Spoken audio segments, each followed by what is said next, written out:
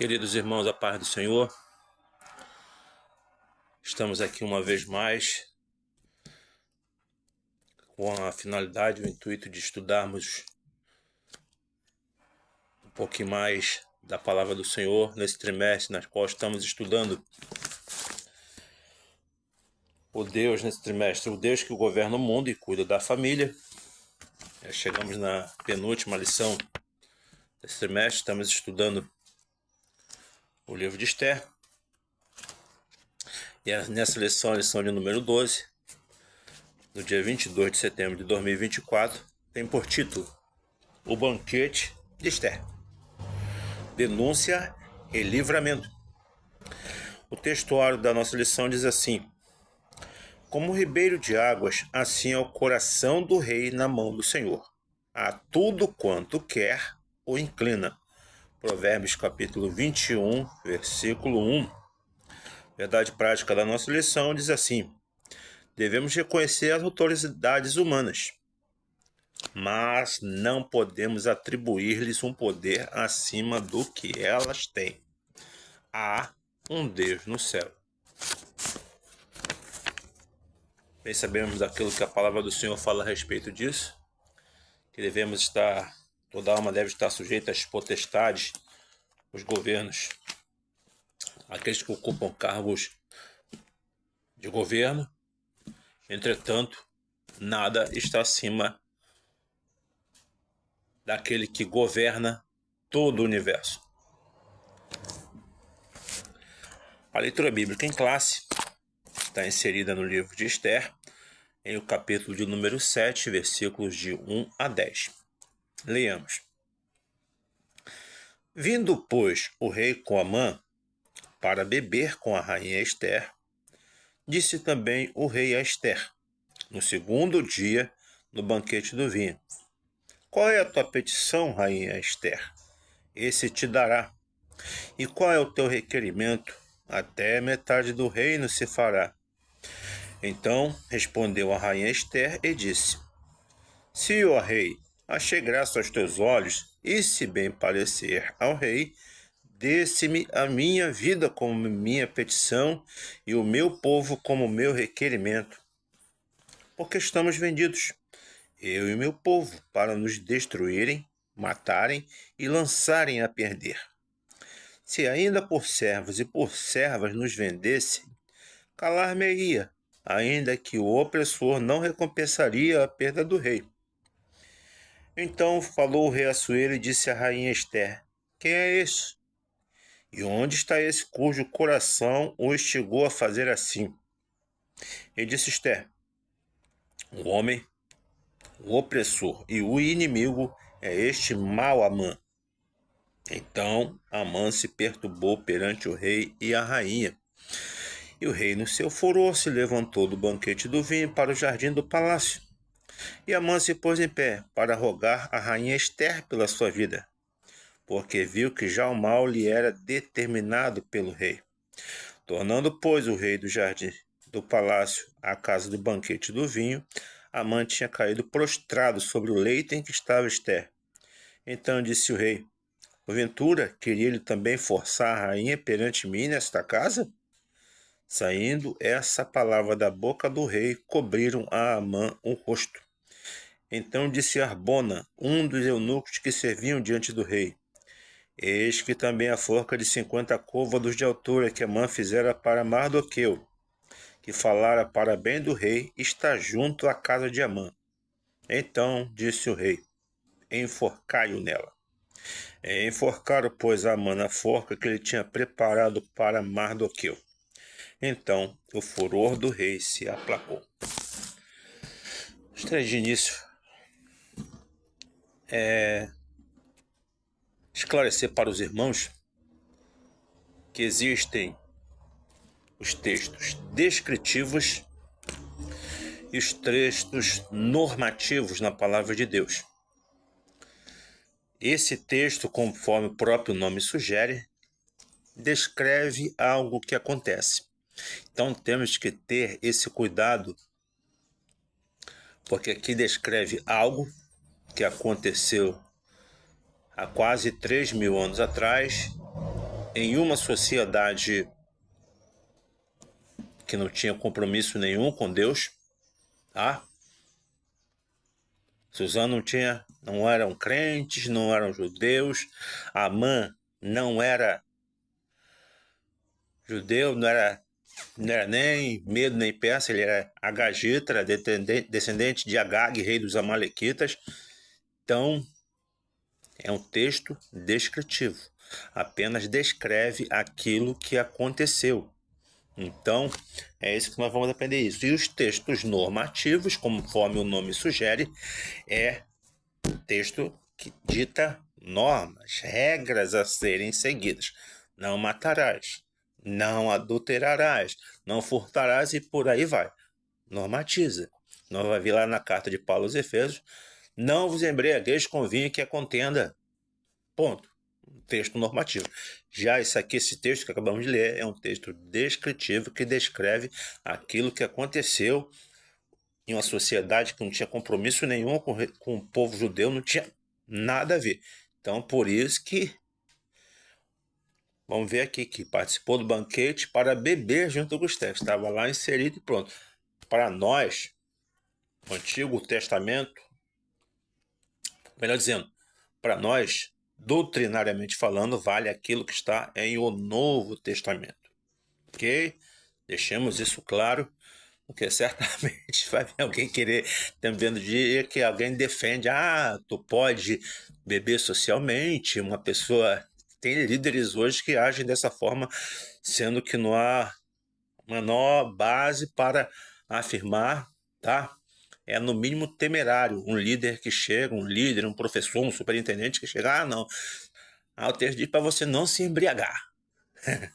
E aí, enfim, tá? Esse texto é um texto descritivo, apenas descreve o que aconteceu, tá? Vamos estar prosseguindo adiante na nossa lição. Vamos aqui para a nossa introdução, na qual o pastor Silas Queiroz começa aqui relembrando o que aconteceu na lição anterior. Na lição anterior, vimos como Deus agiu para alterar todo o cenário em Suzã. Mardoqueu foi honrado e Amã humilhado.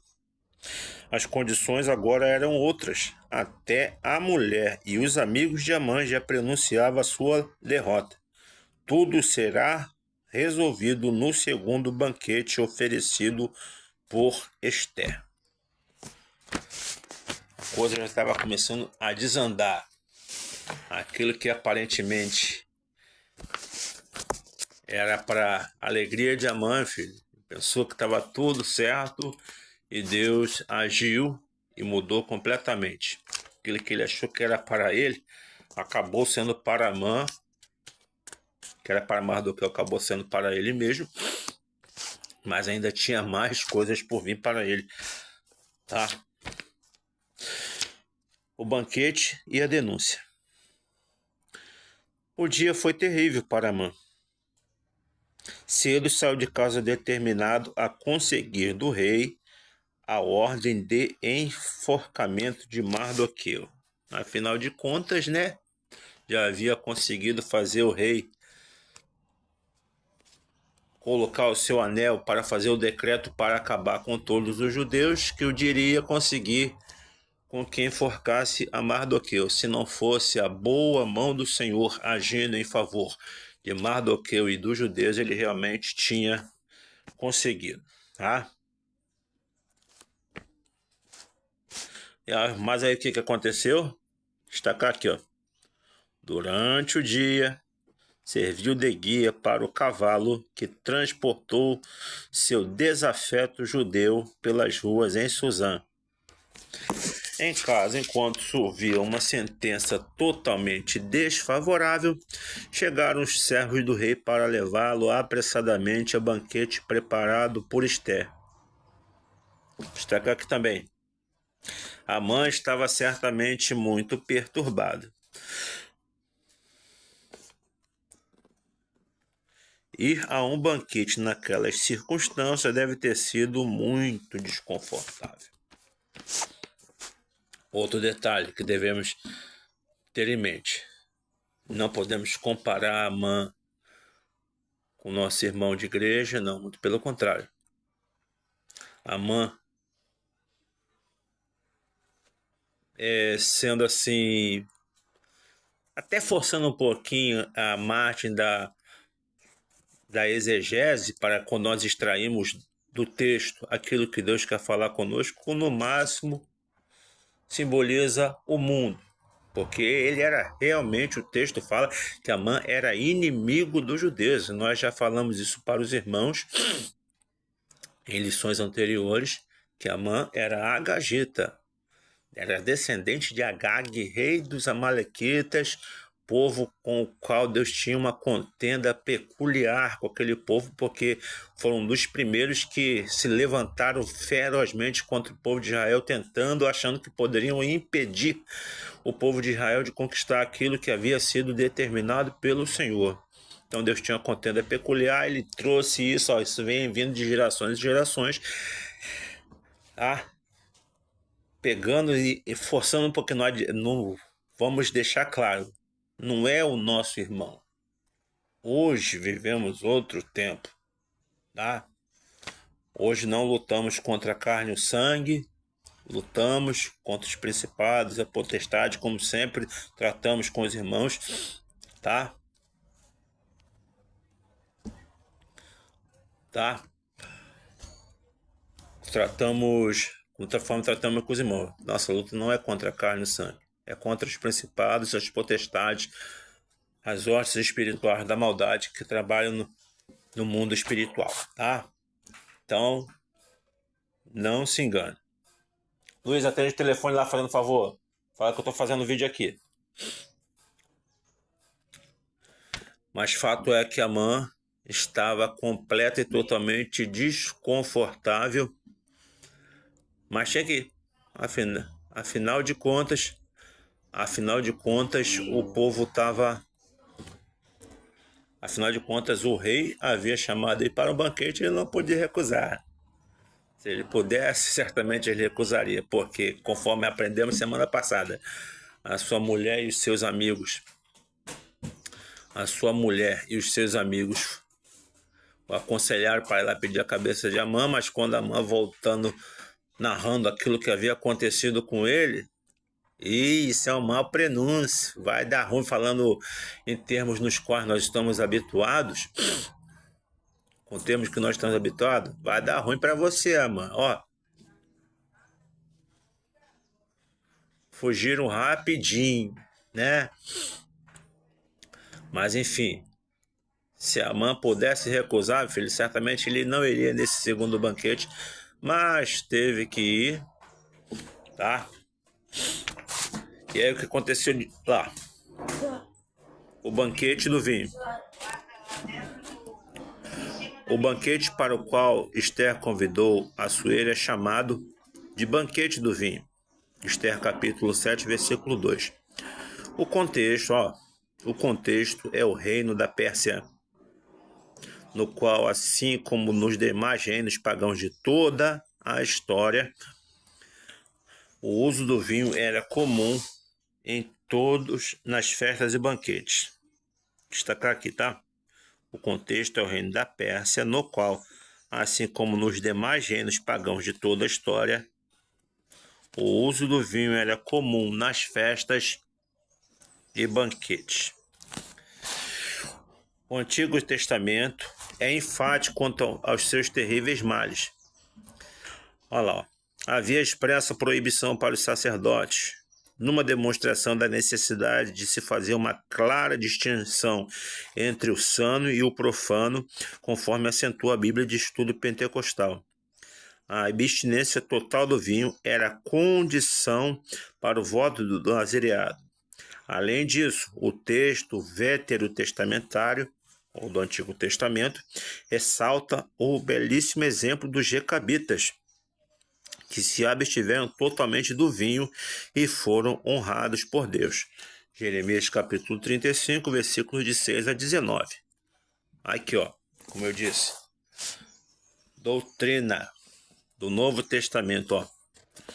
no Novo Testamento. O ensino é não se embriagar com vinho, mas encher-se do Espírito.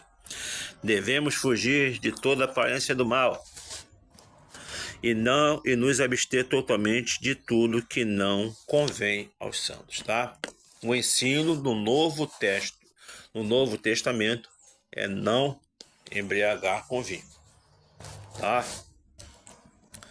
Terceiro subtópico. Qual é a tua petição? Luiz, deu hora ainda não, Luiz? Deu. Desliga lá, Luiz. Ah. Terceiro subtópico, é assim mesmo. Qual é a tua petição? A Sueli estava mesmo determinada a saber o que inquietava a rainha, a fim de atendê-lo. Afinal de contas, 3 coisas aconteceram, né? Ela adentrou, arriscou a sua vida. Depois tinha mais de um mês que o rei não chamava ela, e ela se apresenta lá. Ele sabia do risco que a sua esposa corria, que a sua rainha corria. E ela foi, ele sabia disso. Quando chegou lá, compareça no banquete. Se agradou, Deus agiu. Ele foi lá, apareceu no banquete. No segundo banquete, aí apareceu, na verdade, no 5º banquete que o livro de Esther narra. Nesse primeiro banquete que ela ofereceu, ela chega para ele e diz o seguinte: quero que o senhor e Amã compareça amanhã, 24 horas antes desse banquete. Quero que o senhor compareça amanhã, o senhor juntamente com Amã.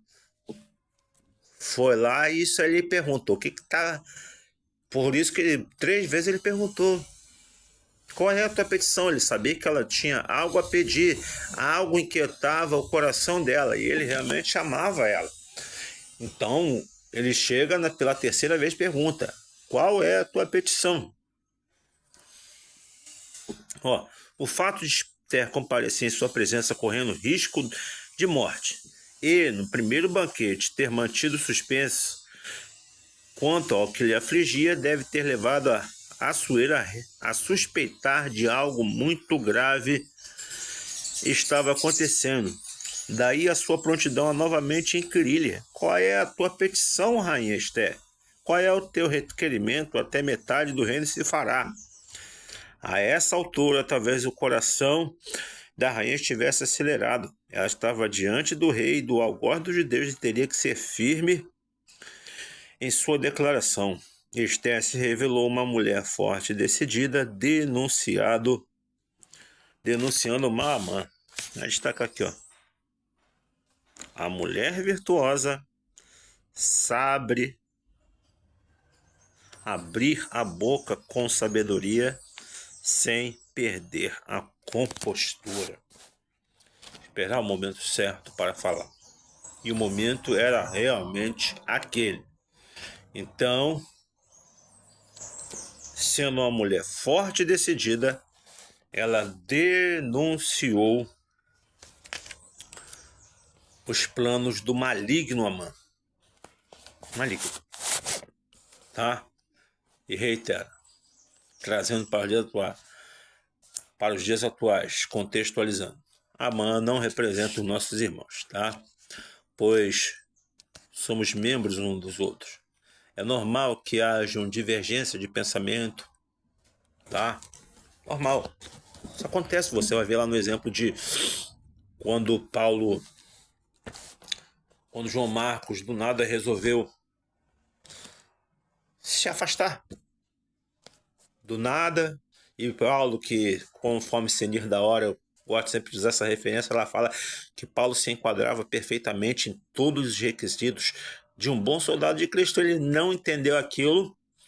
João Marcos, que era sobrinho de Barnabé, companheiro de Paulo, que também ia junto, ele falou, não, dá outra chance para o menino. Paulo não quis dar outra chance, então ambos se separaram. Divergência de pensamento vai acontecer. E os estudiosos afirmam que foi justamente nessa época que João Marcos se aproximou de Pedro. Aí o seu caráter ele foi lapidado, e no final da história, lá, quando estando Paulo preso, Paulo fala o seguinte a Timóteo: manda-me ter contigo João Marcos. ter comigo João Marcos, que será muito útil para o ministério. Então, irmãos, divergência de pensamento no seio da igreja vai acontecer, mas não são nossos inimigos. Somos irmãos em Cristo. Somos irmãos em Cristo. Cristo nos comprou, nos lavou, nos remiu de todo pecado. E podem acontecer divergências de pensamento, mas enfim. Amã não representa os nossos irmãos. Como eu disse, pode ser que represente o mundo. Tá? 2. Depois da anúncia, o que aconteceu com o rei? Ficou furioso. A fúria do rei contra a injustiça. A revelação do plano. Esther detalhou ao rei o que havia acontecido. O que ela queria era a preservação de sua vida e a do seu povo e da do seu povo, os judeus. Porque estamos vendidos, eu e meu povo, para nos destruírem, matarem e lançarem a perder. Note que não levantou nenhuma acusação contra o rei. Esther fez ver ao rei o absurdo do plano que visava o extermínio de toda uma raça, nada comparável a uma venda como escravos ou serva, o que não era incomum na época. Se fosse isso, Esther disse que não incomodaria ao rei. Eu vou destacar aqui, ó.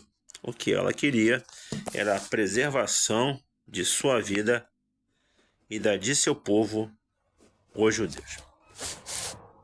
E graças a Deus foi muito bem sucedida. Ah. E aí o rei pergunta, subtópico 2. Quem fez isso? A pergunta de Assuero pode parecer estranha. Não era razoável que não tivesse conhecimento da extensão do decreto assinado em seu nome. Todavia, não se pode presumir com um rei ou qualquer governante saiba em detalhes tudo o que acontece em seu palácio ou jurisdição. Às vezes, até aos pais escapam fatos próximos de seus olhos. Não era de todo irrazoável, portanto, que Assuero estivesse surpreso com a notícia trazida pela rainha. Ou então a surpresa deu-se ao fato de saber que se tratava do povo. Tá? Destaca aqui, ó. Ou então a surpresa devesse ao fato de saber que se tratava do povo da rainha, já que até então Assuero não sabia que Esther era judia, lembrando que ela ocultou a sua nacionalidade, né? E agora teve que trazer tudo a pratos limpos, revelar a sua verdadeira nacionalidade. Já me lembro daquilo que está na palavra, que nada há encoberto que não haja um dia de se revelar. Servimos ao Deus que é onisciente, sabe, está ciente de tudo que acontece em todos os tempos, em todos os lugares. Uma hora tudo é trazido às claras. De qualquer forma, era resultado do excesso de poder concedido a Amã. Mas conquanto tivesse concedido amplos poderes ao Agagita, o quadro agora era outro. Assuero amava Esther. Amã foi longe demais. Nas famílias ou em qualquer grupo social com vivência legítima deve ser respeitado. Destacar aqui, ó. Cada um deve entender seu próprio limite, não abusar de direitos ou medir forças no estilo ou ela ou eu. Fazer isso é atrair o mal para si mesmo, em um efeito bumerangue, como aconteceu com Amã.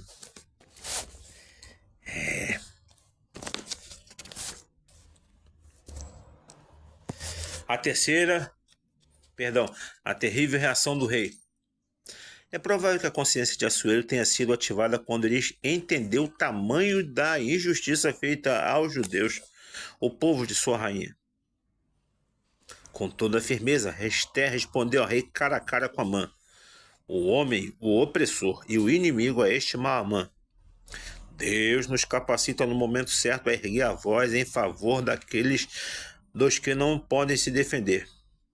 Esther não agiu de forma temerária ou precipitada. Existe a palavra certa a ser pregada, a ser falada no momento certo. Tenhamos isso na nossa mente. Não instigou motim ou qualquer expediente violento confiando em sua própria força. Destacar aqui, ó. Manteve sua confiança em Deus e soube agir na hora certa, no lugar certo e da maneira certa. Assuero ficou tão furioso que se levantou do banquete e foi para o jardim do palácio. A essa altura, Amã já estava apavorado. A reação que teve foi se lançar sobre o assento de Esther, rogando-lhe misericórdia. A situação ficou ainda pior. O rei voltou do jardim e viu Amã prostrado sob o divã da rainha e fez uma péssima interpretação da cena. Amã estaria querendo desonrar a rainha diante do próprio rei?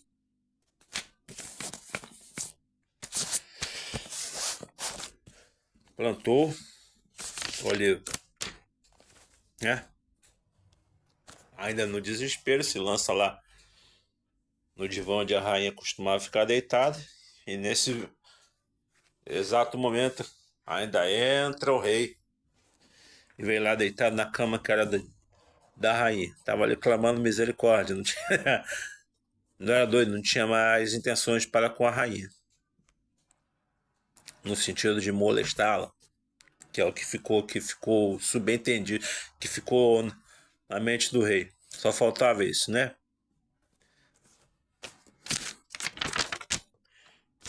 3. O grande livramento.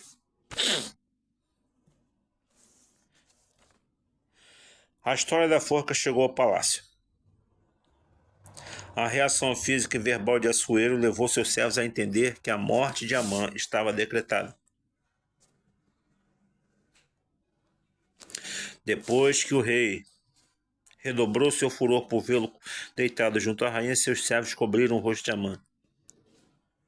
A história da forca, preparada no dia anterior, já havia chegado ao palácio. Nada fica oculto. Um dos eunucos, Arbona, sabia até o tamanho. 50 côvados de altura. Cerca de 22 metros. Não se sabe por qual motivo Amã teria preparado uma forca tão alta. Destacar aqui, ó. Não se sabe por qual motivo Amã teria preparado uma forca tão alta. Seria para promover um espetáculo público? Só para os irmãos terem ideia. Cerca de 22 metros. É mais ou menos um prédio de 7 andares. Queria que todo mundo visse Mardoqueu ser enforcado. Espetáculo. E o nosso inimigo, irmãos, verdadeiramente temos que ter isso em mente também. Diabo é sujo. Diabo é sujo. Nunca está satisfeito. Temos visto muitas pessoas que, por não vigiarem, por brincarem com aquilo que não é para brincar, irmão, o que o diabo faz, irmão, é realmente para expor. O diabo não quer jogar as pessoas simplesmente num vício, não. Quer envergonhar, quer botar na sarjeta. Mas temos que ter em mente, irmãos, o maior que está conosco do que aquele que está no mundo. E por mais que se levanta para cair. Temos que permanecer na posição, como tratamos semana passada na escola dominical. Primeira coisa após Mardoqueu ser honrado, tendo Amã conduzido ele para ser honrado. Primeira coisa que ele fez, ao terminar aquela honraria que talvez tenha durado o dia inteiro, voltar para a posição que ele havia sido chamado. Estamos na posição que o Senhor nos colocou, irmãos. Não precisamos esquentar a cabeça com quem se levanta contra nós, porque somos a menina dos olhos de Deus. Segundo e último subtópico, os ventos mudaram. Até aquele dia, à exceção de Mardoqueu, todos os servos de Assuero se inclinavam e se prostravam diante de Amã. Mas talvez ele não fosse tão querido assim na corte. Bastou uma oportunidade para um dos oficiais do rei ter iniciativa de sugerir sua execução, informando Assuero da forca preparada por Amã para Mardoqueu. Em ambientes de poder, às vezes impera um certo sistema de conveniência. Muda-se de lado com muita facilidade. Talvez Arbona até tenha feito parte do grupo de servos que denunciou Mardoqueu para Amã. Agora soube ser bem perspicaz para sugerir a forca para seu ex-superior.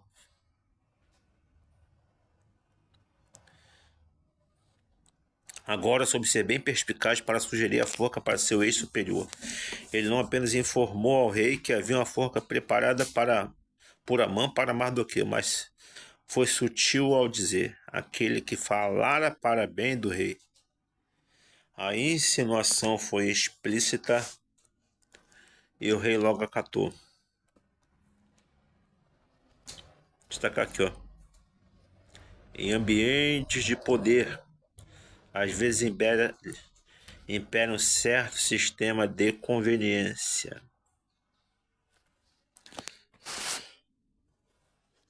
E realmente existe. Por isso que temos que ter cuidado. Porque eu diria, às vezes, não somente nos ambientes de poder, secularmente falando.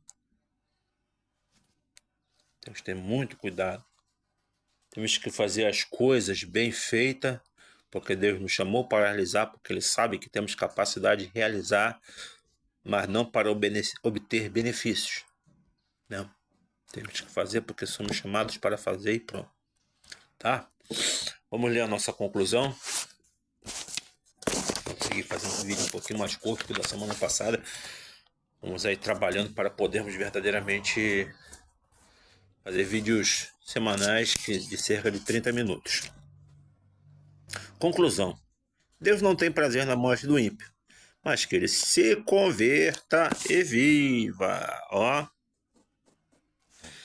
É o espírito rebelde e contumaz do homem que o leva à perdição.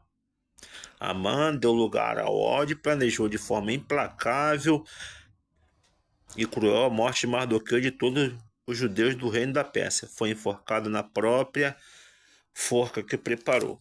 Que o Senhor guarde nosso coração de toda a maldade. Deus possa abençoar os irmãos. Que domingo que vem estejamos na classe. Que o Espírito de Deus possa conduzir os irmãos. Em nome de Jesus. Claro. Mais uma vez, dar as boas-vindas para nossas irmãs Sueli e Aline, que estarão trabalhando na classe das irmãs a partir de domingo que vem, tá? Sejam muito bem-vindas e de coração agradeço em nome da Escola Bíblica Dominical. E vamos adiante. Pouco a pouco a coisa vai chegando no lugar que nós entendemos que a Escola Dominical tem que estar. Deus abençoe os irmãos.